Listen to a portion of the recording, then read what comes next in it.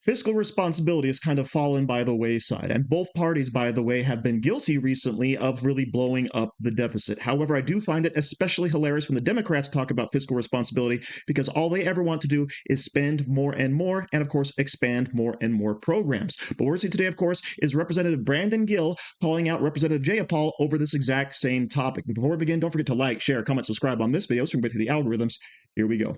I just find it really interesting that we're spending our time in the Constitution Subcommittee talking about a balanced budget amendment right after everyone on the other side, except for Mr. Massey, voted for a bill that dramatically increased the national debt.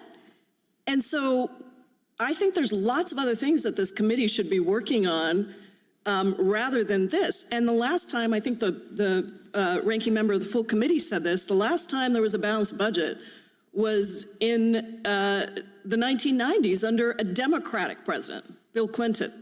And that was achieved both by increasing taxes and revenue, taxes on the wealthiest and revenue, and decreasing spending, cutting defense spending. This last big, beautiful betrayal bill actually did the opposite. It reduced revenue by giving massive tax breaks to billionaires and corporations, and it increased defense spending.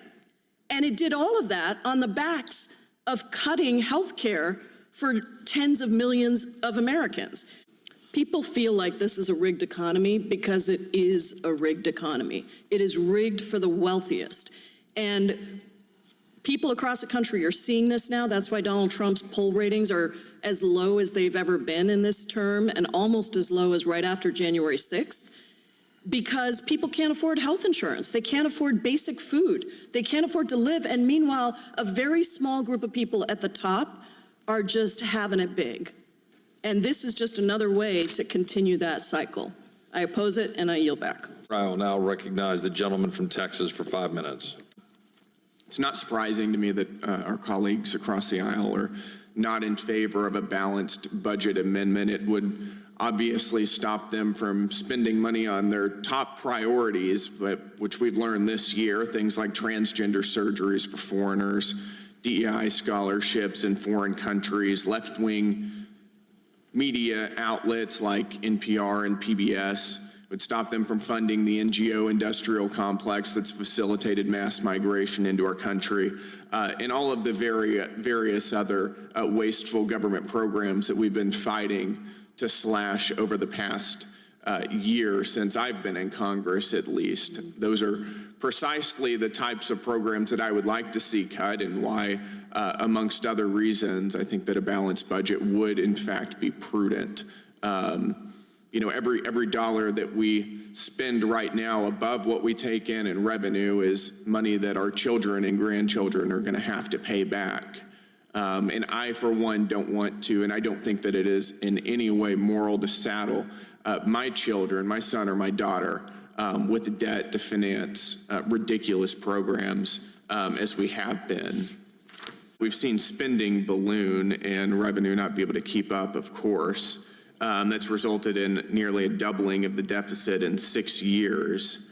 One of the things that we worked on as part of the tax package that we passed earlier this year was reducing wasteful spending. We cut spending by $1.5 trillion, the biggest mandatory spending reduction in our country's history. Would love to hear your thoughts on the work that we did as part of that spending reduction. What portions of that do you think were the most beneficial? It's a little difficult for me to choose just one piece of it that was the most beneficial, but I do think that there were some significant wins. As we mentioned, we prevented a tax hike on the American people and specifically working families, so I would be remiss not to mention that. But in terms of your question on cuts, we eliminated $1.5 trillion in federal spending. That's going to reduce inflation significantly.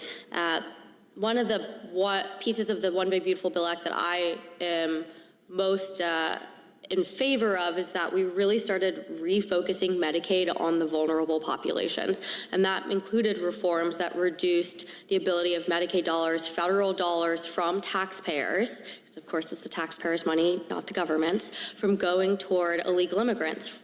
We also ensured that those who can work must work in order to access Medicaid dollars. That's really important, not just in terms of our fiscal health as a nation, but because these programs were designed as safety net programs for the most vulnerable, and this helps refocus them.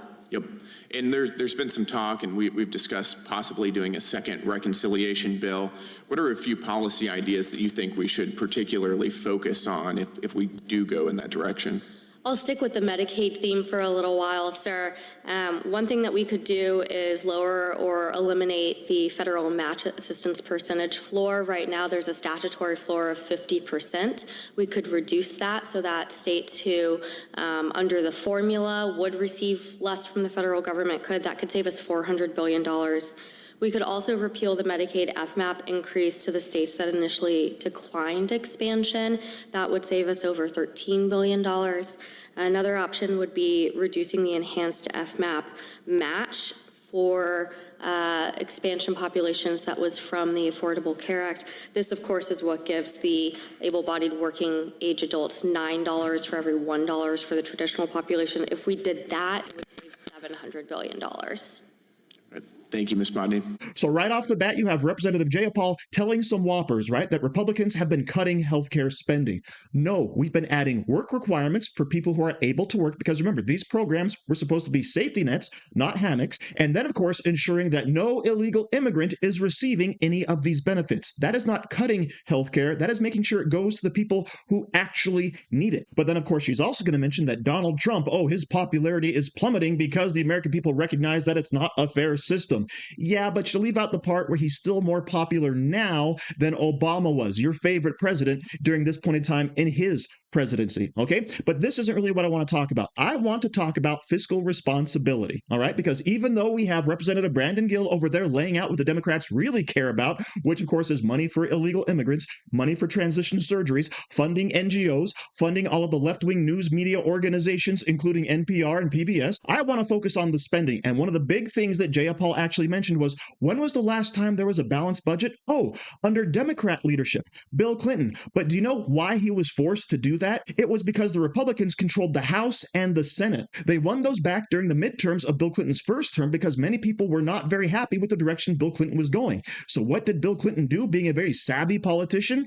He changed course. He actually embraced a lot of the ideas that the Republicans had in terms of fiscal responsibility. And that actually led to a booming economy and our first budget surpluses that we had in several decades, right? All the way from 1998 to 2001, we had surpluses, right? We took in more money than we spent. And that, of course, is something I believe we should get back to. And we'll talk about that in a little bit, okay? But what I want to focus on is how can we really balance the budget? And the first thing would be to cut spending, right? You've probably heard this before, but I'll reiterate. In 2019, we took in a total of $3.6 trillion in revenue, and we spent $4.4 trillion. In 2025, we took in $5.2 trillion in revenue. So if we just cut spending levels back to 2019, we would automatically balance our budget and have a surplus of $800 billion. Does that sound doable?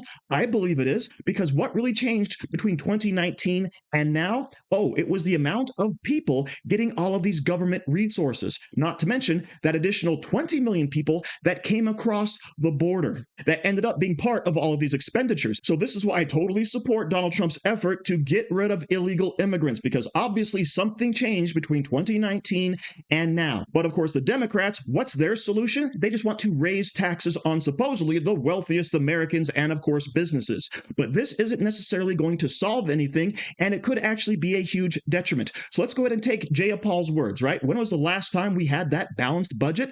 Under Bill Clinton in the 1990s. So if we look at our income tax rates, the highest income tax rate was 39.6%. All right. Currently, it's 37. So we're talking a difference of 2.6%. All right. Not a big change. So you can't close the deficit by raising it back to those levels. Also back in the 1990s, 35% was the highest business tax. Okay. Now currently it's at 21%. And that's something that Donald Trump actually fought for very effectively, was to get that lowered. And you could say that actually led to the boom we had back in the 2016 to 2019 era. And of course, I don't include 2020 because we all know what happened right there. So just doing a little bit of math on this subject. If we actually raised the business tax from 21% to 35%, guess what would happen? We would generate supposedly an extra $520 billion.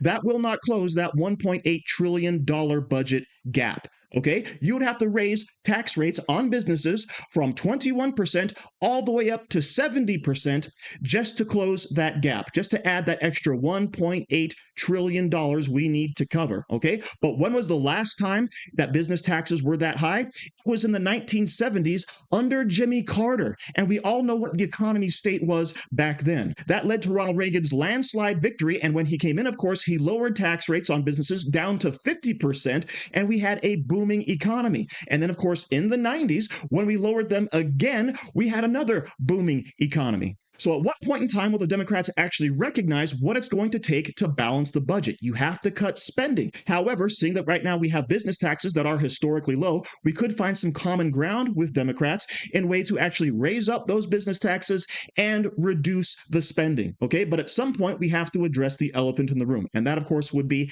healthcare, Social Security, and defense spending. Those are the three biggest things. All right. I personally don't think we should be cutting defense spending, especially right now when you have all the Democrats saying that, oh, Russia's so bad for invading Ukraine. We have to, of course, have a way to counteract that, not to mention China and other bad actors around the world.